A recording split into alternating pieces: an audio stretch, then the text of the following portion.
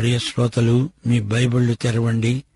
ఈరోజు మన వాక్య పాఠ్య భాగం ఎఫెసీ పత్రిక 1వ అధ్యాయం 20 నుండి 23వ వచనం వరకు. సావధానంగా వినండి. ఆయన ఆ బలాతిశయము చేత క్రీస్తును మృతులలో నుండి లేపి సమస్తమైన ఆధిపత్యము కంటే, అధికారము కంటే, శక్తి కంటే, ప్రభుత్వము కంటే ఈ యుగమునందు మాత్రమే కాక రాబోయే యుగమందు పేరు పొందిన ప్రతి నామము కంటే ఎంతో హెచ్చుగా పరలోకమందు ఆయనను తన కుడిపార్శ్వమున కూర్చుండబెట్టుకొని ఉన్నాడు.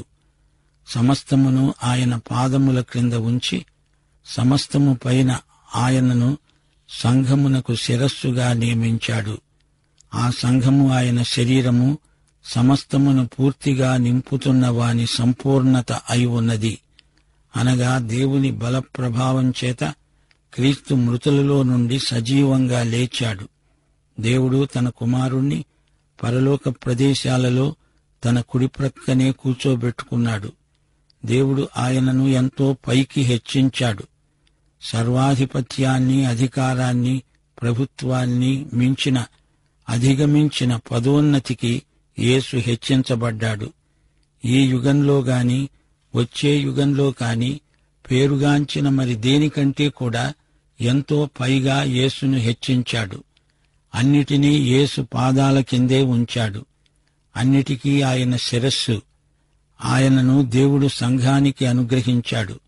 ఈ సంఘం క్రీస్తు శరీరమే. ఆయన సమస్తాన్ని పూర్తిగా నింపుతున్నాడు. ఈ సంఘం ఆయన సంపూర్ణతే. శ్రోతలు చూచారా? క్రీస్తును మృతులలో నుండి లేపిన తండ్రి బలాధిక్యాన్ని గుర్తించండి. అది పునరుత్థాన శక్తి, ఆరోహణ శక్తి కూడా. యేసు పైకి వెళ్లి దేవుని కుడిప్రక్కనే కూర్చున్నాడంటే ఆ శక్తి ఎంత అమోఘమైనదో ఆలోచించండి. మనవాళ్లు పునరుత్థానాన్ని గురించి మాట్లాడతారు కాని ఆరోహణ శక్తిని గురించి అంతగా మాట్లాడరెందుకని?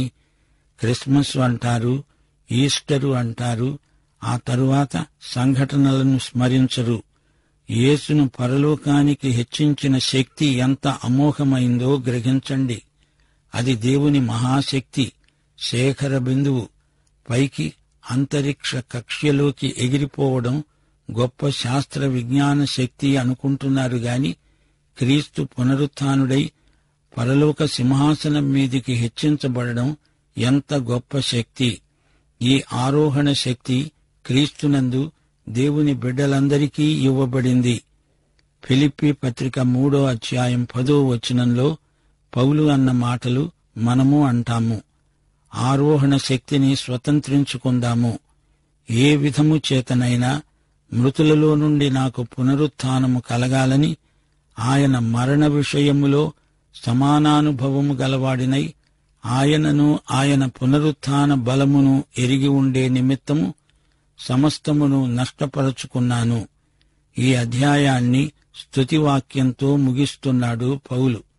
సంఘము యేసు యొక్క శరీరమే. క్రీస్తు సంఘానికి శిరస్సు. ఒకానొక రోజు సమస్తము ఆయన పాదాల కిందికి రాబోతోంది. హెబ్రీ పత్రిక 2వ అధ్యాయం 8వ వచనం ఇదే మాట అంటోంది. ఆయన పాదముల క్రింద సమస్తము ఉంచాడు.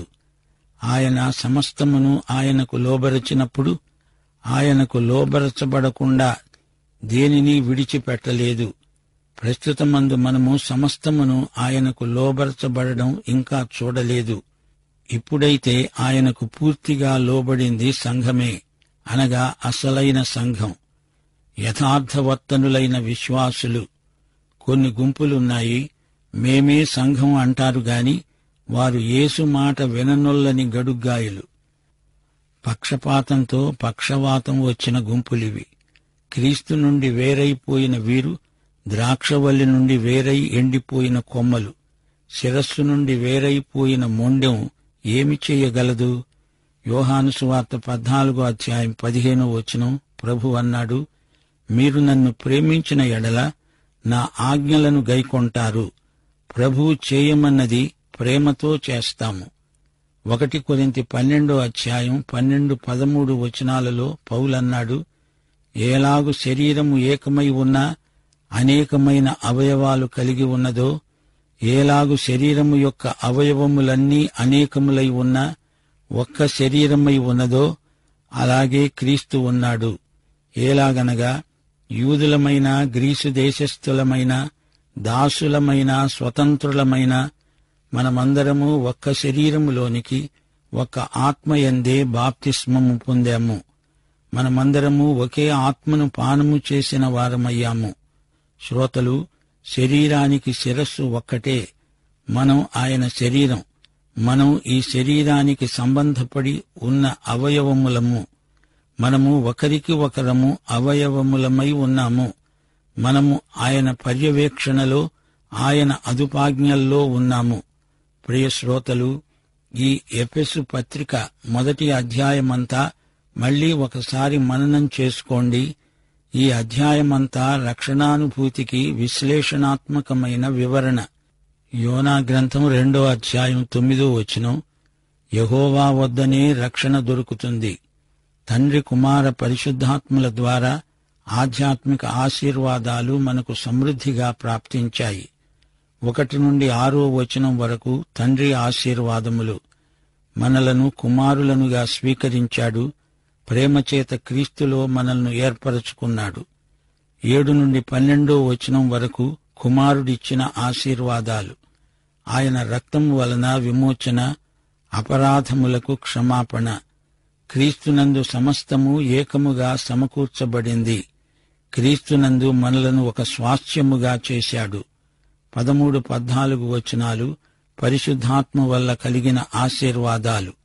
ఆత్మముద్ర. ఆత్మ మన స్వాస్థ్యానికి సంచకరువు. మన రక్షణ దేవుని మహిమార్థమైనది. మన రక్షణ ద్వారా దేవునికి మహిమ. ఆయన కృపామహిమకు కీర్తి. మనం రక్షణ పొందామంటే అది ఆయన మహిమకు కీర్తి కలిగిస్తుంది. రక్షించబడిన నీ ద్వారా, నా ద్వారా దేవుని మహిమకు కీర్తి. మనము అడిగే వాటికంటే, ఊహించే వాటికంటే అత్యధికంగా చేయడానికి శక్తిగల దేవునికి క్రీస్తు మూలముగా సంఘములో తరతరములు సదాకాలము మహిమ కలుగునుగాక. నిత్యత్వంలో కూడా సంఘము ప్రభువును మహిమపరుస్తూనే ఉంటుంది.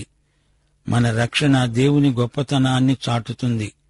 15 నుండి 23వ వచనం వరకు నీ ఆధ్యాత్మిక నేత్రాలను తెరువమని దేవుణ్ణి అడుగు. ఆత్మనేత్రాలతో చూస్తే ఆయన బలాధిక్యమెంతో కనబడుతుంది. యేసు సజీవుడు. ఇప్పుడు ఆయన మన సమకాలీనుడు. శత్రువులు ఆయనకు పాదాక్రాంతులవుతారు. ఆయన అపార శక్తిని తీసుకొని వాడుకో.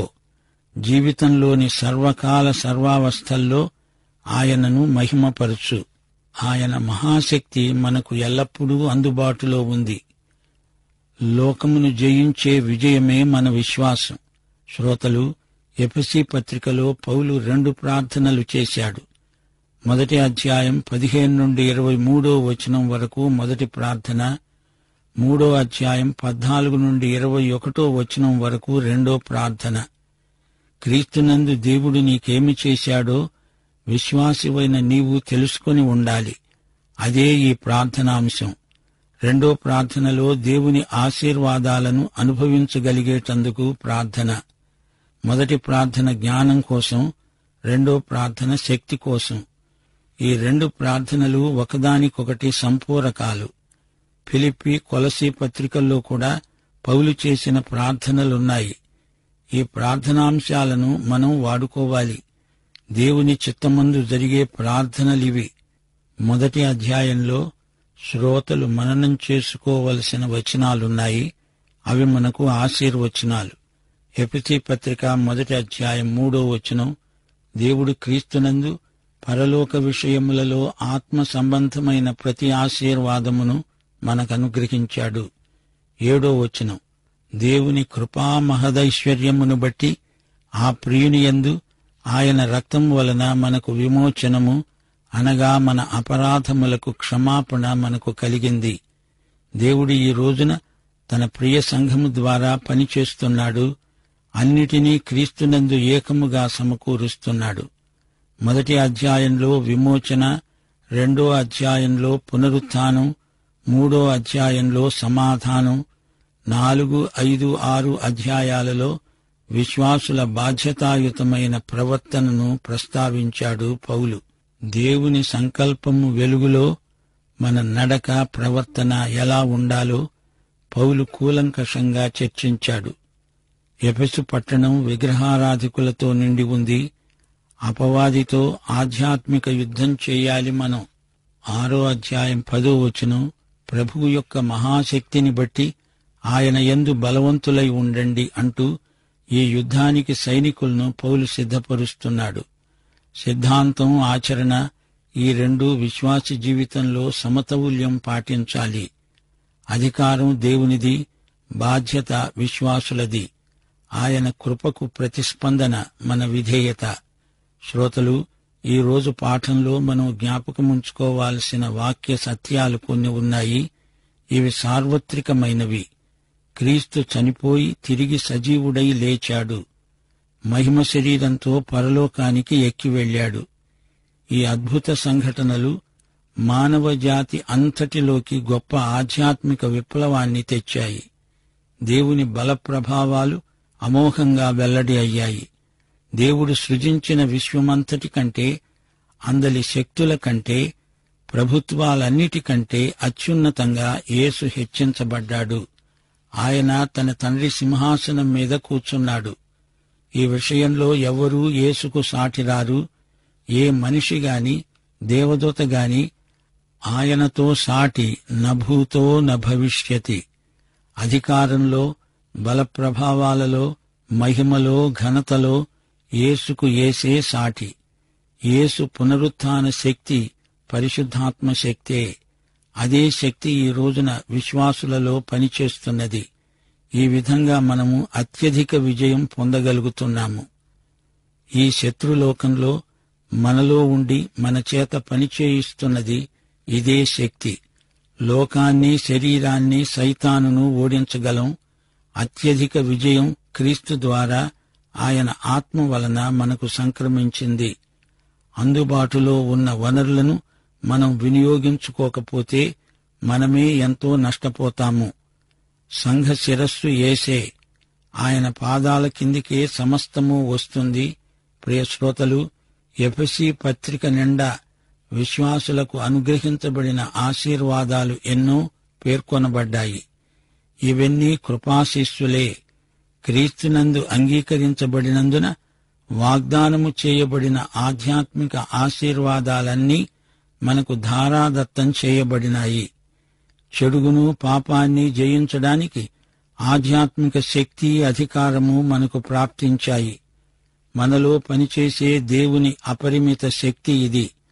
మనలో కార్యసాధకమైన ఆయన శక్తి వల్ల మనకు ఊహాతీతమైన ఫలితాలు వస్తాయి. విశ్వాసుల సమైక్యతకు కర్త పరిశుద్ధాత్మే.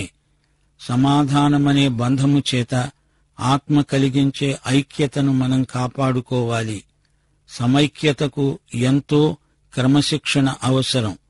పరిశుద్ధత, క్షమాపణ మొదలైన ఆధ్యాత్మిక లక్షణాలను కలిగి ఆత్మపూర్ణులమై జీవిస్తాము.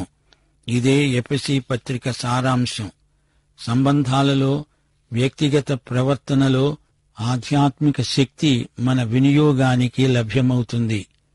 ఎఫెసీ పత్రికలోని ప్రయోగాత్మక సందేశం ఈ రోజున మనకెంతైనా ఆచరణీయం.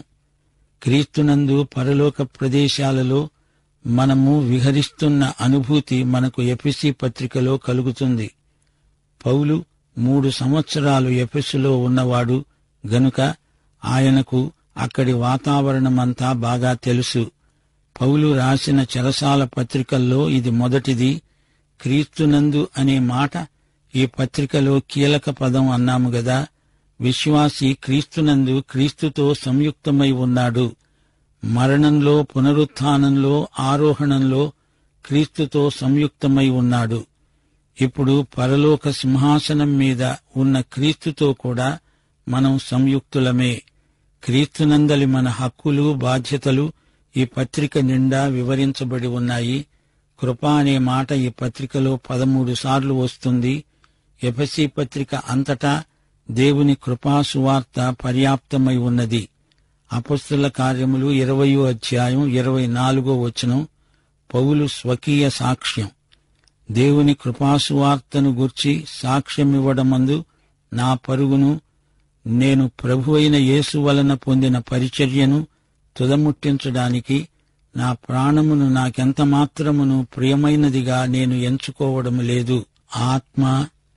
ఆత్మ సంబంధమైన అనే మాటలు ఈ పత్రికలో 13 సార్లు వస్తాయి. సత్యం యొక్క పరిధిని సూచించే పదాలివి. విశ్వాసి యొక్క జీవిత పరిధిని నిర్ణయించే పదం ఆత్మ సంబంధమైన అనే మాట. ఆధ్యాత్మికం అని కూడా అనవచ్చు, కాని ఆత్మీయ అనకూడదు. అది భాషా దోషమవుతుంది. ఆత్మీయం అంటే సన్నిహితులు, అంతఃకరణ గలవారు అని అర్థం. ఎఫెసీ ఆధ్యాత్మిక పత్రిక. శరీరం అనే మాట ఈ పత్రికలో 8 సార్లు వస్తుంది. క్రీస్తునందలి మన స్థానం గుర్తించండి. మనం ఆయన శరీరమే. క్రీస్తు శరీరంలోని వివిధ అవయవములమే మనమంతా. అంతేకాదు, మనం ఒకరికొకరము సాటి అవయవములము. నడవడం, నడుచుకోవడం అనే మాట ఈ పత్రికలో 8 సార్లు వస్తుంది. నడత అంటే ప్రవర్తన. క్రీస్తు శరీరంలో ఒక అవయవమైన నీవు ఎలా నడుచుకుంటున్నావు? నీ ప్రవర్తన ఎలా ఉంది? నీ నడత సరిగా ఉందా? శిరస్సును అనుసరించే అవయవం నడుచుకోవాలి. పరలోక విషయములలో అని ఉంది గాని పరలోక ప్రదేశాలలో అని ఉండాలి. ఈ పదం ఈ పత్రిక అంతటిలో 5 సార్లు వస్తుంది. విశ్వాసి యొక్క పదోన్నతిని, విశ్వాసి జీవిత ప్రమాణ స్థాయిని ఈ మాట వ్యక్తం చేస్తుంది. మన యుద్ధరంగం కూడా అదే. మరో మాట ఉంది, మర్మం. ఇది ఈ పత్రికలో 5 సార్లు వస్తుంది. కాలం సంపూర్ణమైనప్పుడు బయలుపరచబడిన మర్మం. సోదరీ సోదరులారా, ప్రియ శ్రోతలారా, గత కాలంలో, వర్తమాన కాలంలో, భవిష్యత్ కాలంలో త్రియేక దేవుడు మన రక్షణ కార్యాన్ని ఎలా జరిగించాడో గమనించండి. జగత్పునాదికి ముందే క్రీస్తునందు దేవుడు మనల్ని ఏర్పరచుకున్నాడు. కుమారుడు తన రక్తంతో మనల్ని కొన్నాడు. పరిశుద్ధాత్మ మనల్ని సువార్త వినేటట్లు, నమ్మేటట్లు ఒప్పించాడు. ఇక వర్తమాన కాలం మనల్ని కుమారులనుగా ఆయన ఎంచుతున్నాడు. కుమారుడైన యేసు తండ్రి చిత్తాన్ని మనకు బయలుపరుస్తున్నాడు. పరిశుద్ధాత్మ మనల్ని ముద్రిస్తున్నాడు. భవిష్యత్తు మనలను పూర్తిగా క్రీస్తునందు చేర్చుకుంటాడు. కుమారునితో సహవారసత్వ హక్కులు మనకొస్తాయి. పరిశుద్ధాత్మ మనలను పూర్తి స్వాస్థ్యంగా దేవునికి అప్పగిస్తాడు.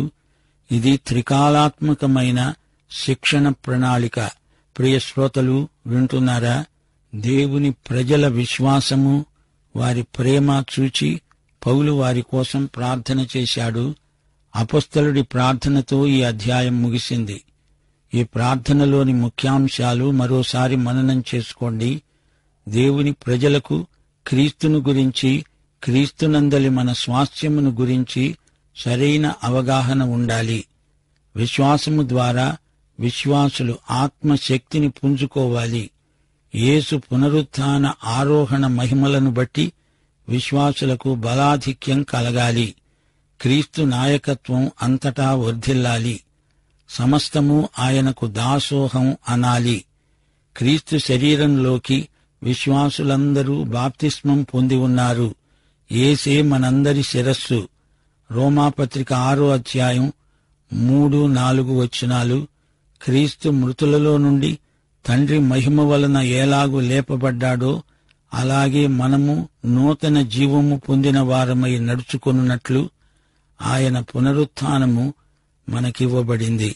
ప్రియ సోదరుడా, సోదరి, నీవి క్రీస్తును వ్యక్తిగత రక్షకునిగా ఎరుగుదువా? అయితే ఈ పాఠం నీకోసమే. పాఠం ఇంతటితో సమాప్తం. ప్రభువైన యేసుక్రీస్తు వారి కృప, తండ్రి అయిన దేవుని ప్రేమ, పరిశుద్ధాత్మ యొక్క అన్యోన్య సహవాసము మనకందరికీ నిత్యత్వము పర్యంతము తోడై ఉండునుగాక. ఆమేన్.